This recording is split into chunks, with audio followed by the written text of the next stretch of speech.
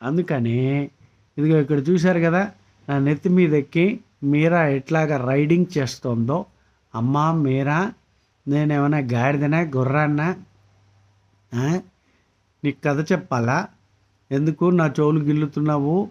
ఏయ్ దొంగ! అమ్మా, నేను ఎంతసేపు రాముడికి వశిష్ఠుడు చెప్పాడనమాట. ఏమని చెప్పాడు?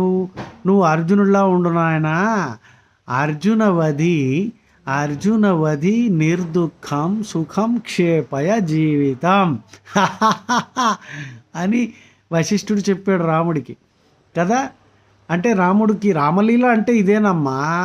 రాముడికి వశిష్ఠుడు చెప్పాడంటే రాముడే చెప్పించుకుంటున్నాడు అనమాట. ఏమని?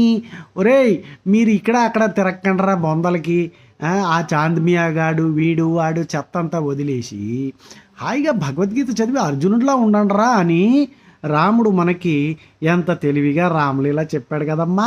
మీరా బాగుందా లేదా చెప్పు? ఇదేంటి నన్ను గాడిదలాగా గుర్రంలాగా ఇలా ఊపుతున్నావు?